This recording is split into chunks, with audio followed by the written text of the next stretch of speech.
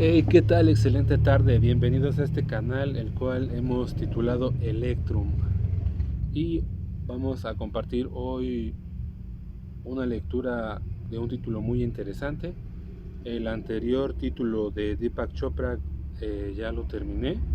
Compartí con ustedes unas de sus páginas maravillosas, lo cual recomiendo que puedan adquirir el libro y continuar con su lectura. En esta ocasión nos trae un nuevo título, como lo es este que estamos viendo en pantalla, El ocio, escrito por Roger Hsu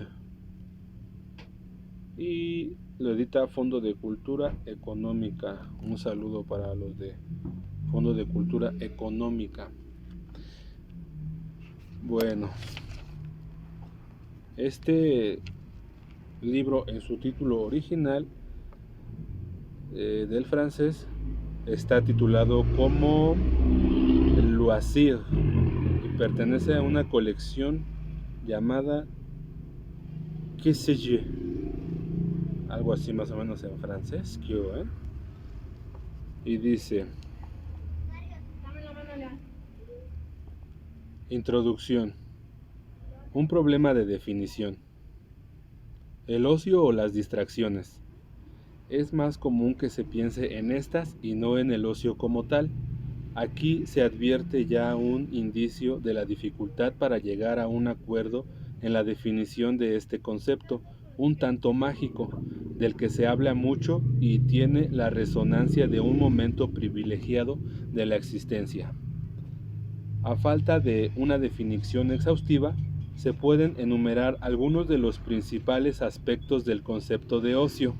Así, las distracciones son aquellas actividades elegidas libremente, según los gustos y las aspiraciones de cada quien, incluso si predominan ciertas actividades, los deportes, los viajes, la televisión. El ocio ofrece una gama de ellas prácticamente ilimitada, debido a que dependen de lo que se proponga cada individuo. Pero el ocio puede entenderse también de dos maneras distintas. En primer lugar, se le identifica con el tiempo que se le dedica. El ocio sería, ante todo, el tiempo libre independientemente de las actividades en las que se emplee ese tiempo disponible. Después de todo, se puede vivir la pereza, el no hacer nada, como ocio. Pero el tiempo de ocio no es lo mismo, como suele pensarse, que el tiempo fuera del trabajo. Hay muchas obligaciones que se insertan en el tiempo de trabajo y que reducen notablemente el tiempo disponible para el ocio. Algunas de ellas son: el tiempo empleado en trasladarse del lugar de residencia al trabajo y a la inversa, cada día más prolongado; las obligaciones familiares o sociales, los trámites administrativos, por ejemplo, sin contar el tiempo necesario para satisfacer las necesidades fisiológicas, sueño, comidas, etc.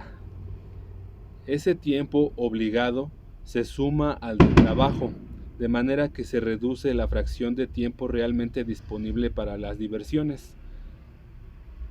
Estudios realizados sobre la utilización del tiempo por los franceses han permitido calcular el tiempo medio disponible en un día normal. El resultado es el siguiente: 3.8 horas para los hombres activos, 2.8 horas para las mujeres activas, 4.4 horas para las mujeres inactivas. Esto es solo un cálculo aproximado, pues ¿cómo puede medirse con precisión el tiempo disponible? Las actividades familiares ¿se realizan por obligación o por elección libre?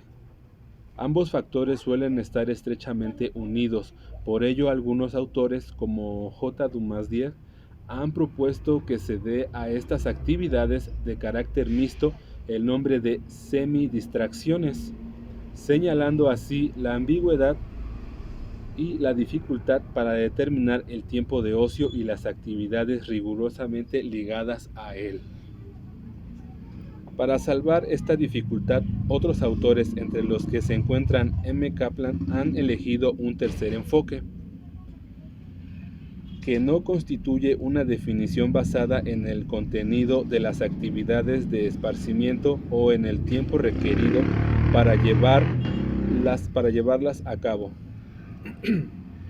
Todas las actividades que resulten de una elección libre y que proporcione a la persona que la realiza un sentimiento de libertad podría considerarse como ocio. Por lo tanto, el ocio sería ante todo una actitud psicológica del individuo. Partiendo de esta definición, cualquier actividad puede vivirse como una diversión, ya que todo depende del estado de ánimo con que se practique esa actividad. Incluso el trabajo puede adoptar desde esta perspectiva la forma de una diversión. En el conjunto de estos tres aspectos que se complementan entre sí, lo que hay que tomar en cuenta al hablar del ocio.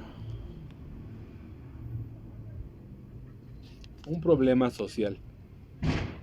A primera vista, el ocio atañe específicamente al individuo, puesto que depende de su libre elección del ejercicio de su libertad. Pero aparte del hecho de que los diversos determinismos sociales condicionan en mayor o menor grado la elección del individuo, el ocio ha comprobado tal amplitud que se ha convertido en un fenómeno social. La disminución progresiva de las horas de trabajo y el incremento del tiempo libre que se deriva de ello afectan a todas las categorías de la población activa. Ese tiempo libre, que antes era marginal, tiende a adquirir cada vez mayor importancia. Esto se debe no solamente a que su duración va en aumento, sino también a que el momento privilegiado que representa para satisfacer un mayor número de necesidades que las de la vida de trabajo se vuelve uniforme, se mecaniza y cada vez menos lugar a la expresión propia del asalariado. Desde este punto de vista, el ocio se opone al trabajo, es su antídoto. A la vez que aumenta el tiempo libre, las prácticas del ocio se vuelven más intensas. El ocio ya no es ese tiempo huero y vacío que sigue al tiempo de trabajo. Ya no es solo el tiempo necesario para la reproducción de la fuerza de trabajo, como lo definían los marxistas.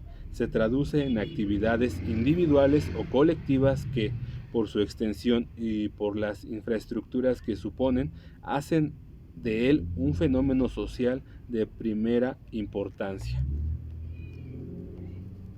Pongamos como ejemplo el desarrollo del turismo en Francia.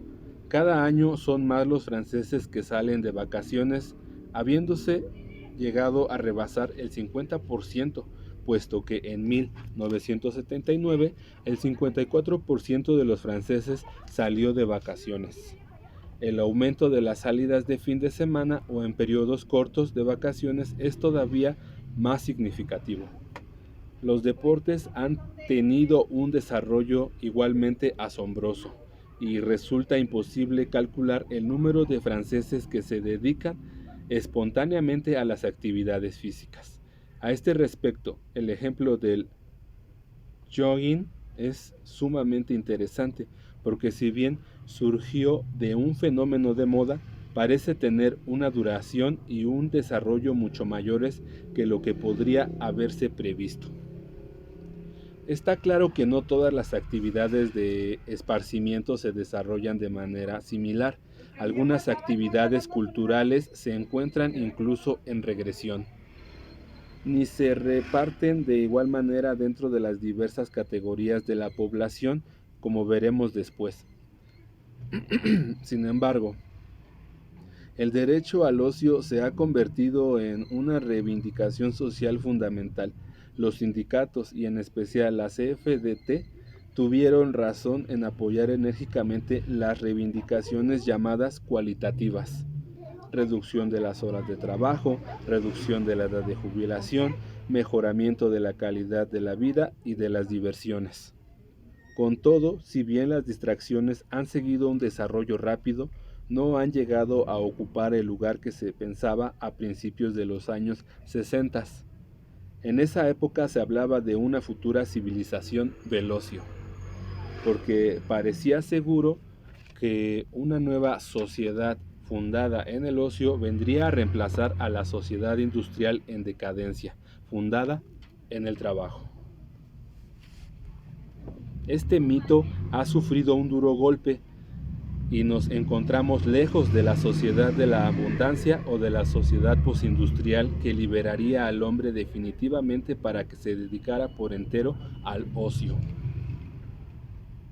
Ahora se conocen bien las razones de estos errores de pronóstico: un crecimiento económico lento, una redistribución de las riquezas en dirección a los países del tercer mundo y en especial a los países petroleros, la multiplicación de los despilfarros, la ineptitud de un sistema económico como consecuencia de una lógica de la producción por la producción, la cual es tan destructiva como constructiva.